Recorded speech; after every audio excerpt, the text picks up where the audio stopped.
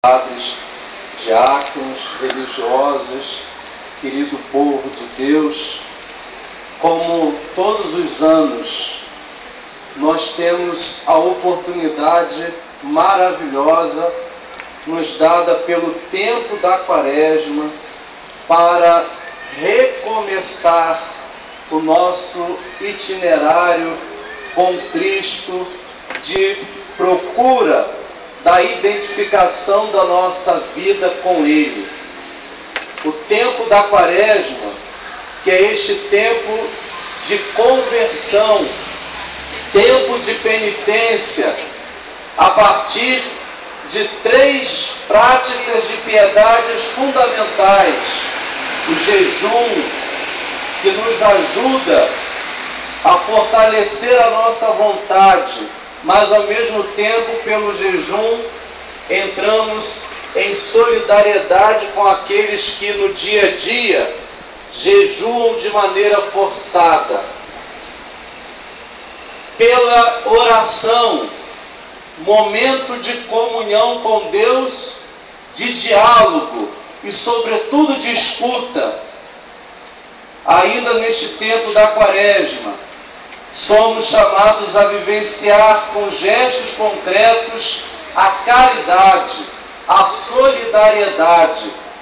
Aí a Igreja nos propõe, a partir do Evangelho, este caminho, este itinerário com Cristo, fazendo cada dia a renovação do nosso sim a Ele, fazendo a cada dia o nosso caminho, um caminho de conversão, de mudança de vida e, sobretudo, uma mudança de vida que se traduza em gestos concretos de serviço. O Evangelho de hoje nos recorda o chamado de Mateus, um cobrador de impostos, Levi, um homem pecador, cobrador de impostos. Naquela época vivia surrupiando, vamos dizer assim, o povo. Aliás, como normalmente num país como o nosso, em que os números de impostos são grandíssimos, sempre quem paga a conta é o povo, sempre quem paga o pato, vamos dizer assim, é o povo. No tempo de Jesus não é diferente. O povo ficava com um saldo negativo, no déficit, mas os cobradores de impostos, que cobravam e arrecadavam impostos, viviam de pequenas ou de injustiças, viviam de superfaturamento dos impostos.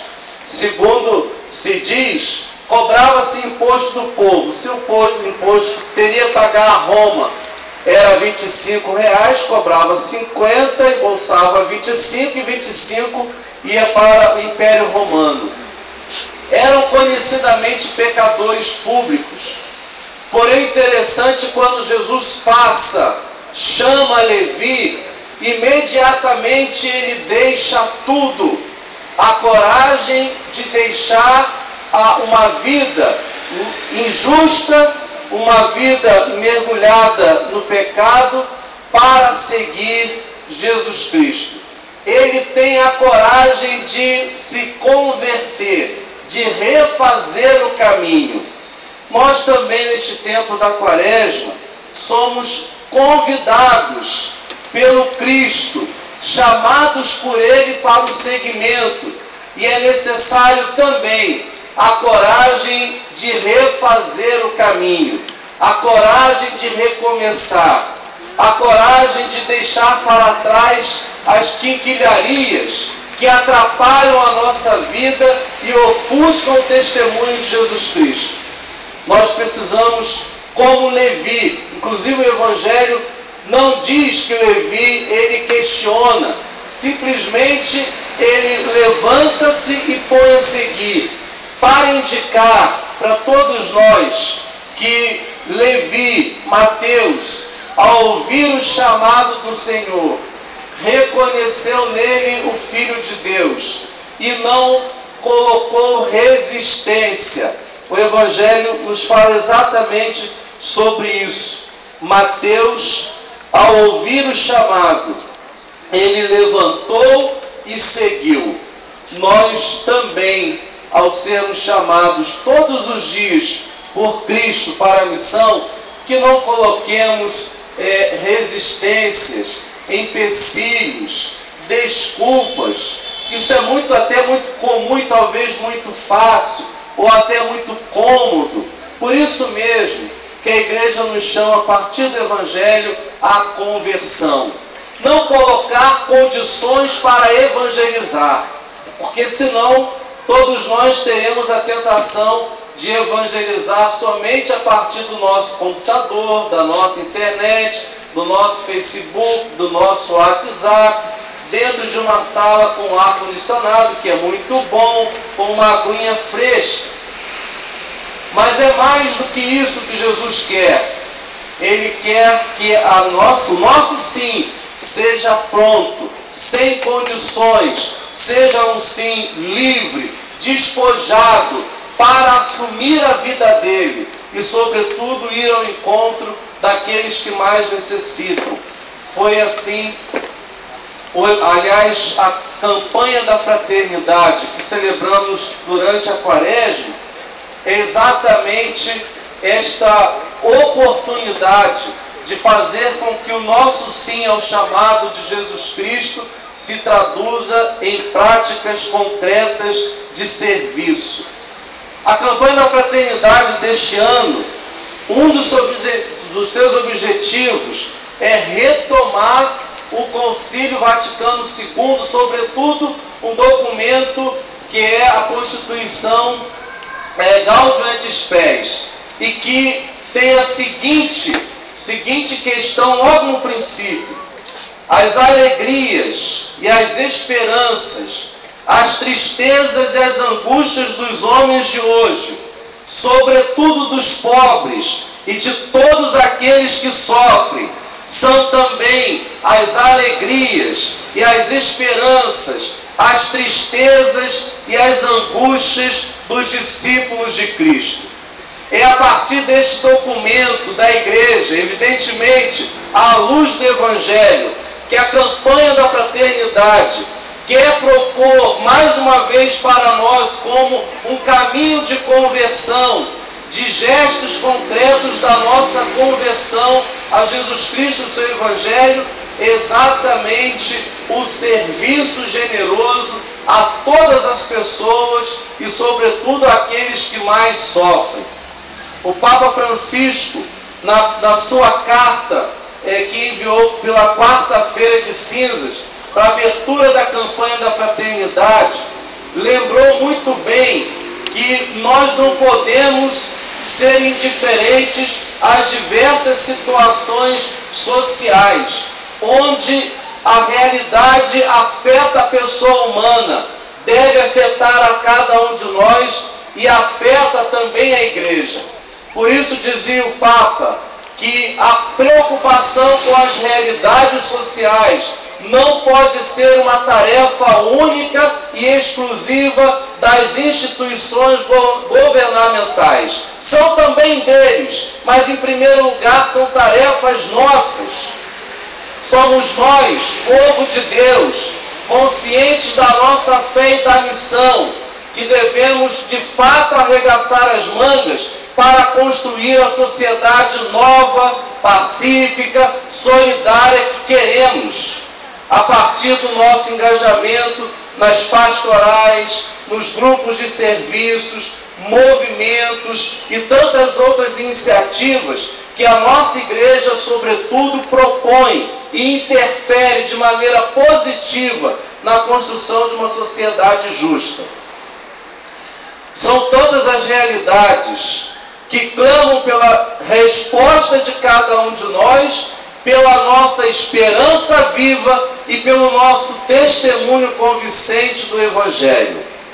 Uma delas está em curso a questão do armamento das guardas municipais. Em Macaé, essa discussão já é presente e poderá atingir outras regiões, enquanto as guardas municipais têm, em primeiro lugar, um papel de contato imediato, de proteção do cidadão, sendo mais próximo. Enfim, a reflexão é muito maior, mas já podemos dizer que nós, que desejamos uma sociedade pacífica, não queremos mais armas nas ruas, não queremos mais armas de fogo nas ruas.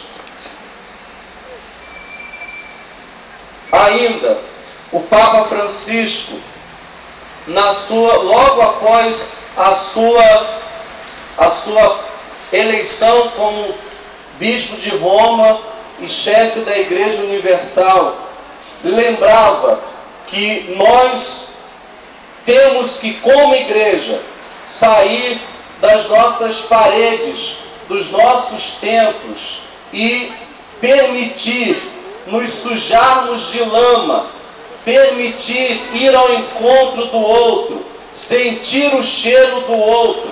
Falava para nós padres, que vocês como pastores tenham cheiros de ovelha, ou seja, que estejam lá onde o povo está, onde as pessoas estão. Nesse sentido, a igreja no Brasil procurou, aliás, a partir da América Latina, procurou traduzir este pensamento do Concílio Vaticano II a partir da opção preferencial pelos pobres, tão belissimamente retomada no testemunho e na frase do Papa Francisco logo após a sua eleição. Como gostaria de uma igreja pobre para os pobres, como gostaríamos e queremos uma igreja pobre, simples, humilde, samaritana, servidora, que não fica fechada em si mesma, mas vai sobretudo ao encontro dos outros. Sejam os pobres nas suas periferias existenciais, sejam também os pobres nas periferias sociais, onde estão de fato abandonados e necessitando do conforto da palavra de Deus, da nossa presença, da nossa ajuda, do nosso auxílio, da nossa solidariedade. Que esta Eucaristia, neste tempo da Quaresma, seja para nós o alimento revigorador para, de fato, seguir em frente no chamado de Jesus com alegria renovada. A alegria de servir o Evangelho, servir a Jesus Cristo, com coragem e esperança. Ontem vi ainda à noite uma mensagem, muito tempo, do bispo Pedro Casaldáliga, e já nos seus 87 anos, mas ele dizia o seguinte: nós como povo cristão, como povo que caminha para a Páscoa de Jesus, não podemos ser um povo desanimado. Isso é pecado. Não podemos ser um povo da falta de esperança. Para nós isso é pecado. Não podemos ser um povo com falta de amor. Para nós isso é pecado.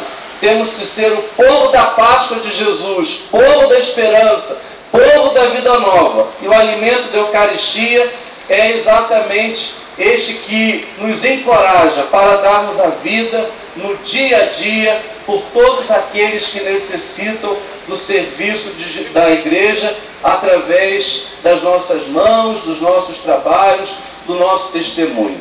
Papa Francisco diz: comece na sua casa, comece no seu vizinho, comece onde você trabalha, comece onde você se relaciona. Precisamos impulsionar as pastorais, sobretudo da nossa igreja. Louvado seja nosso Senhor Jesus Cristo. Para sempre seja louvado.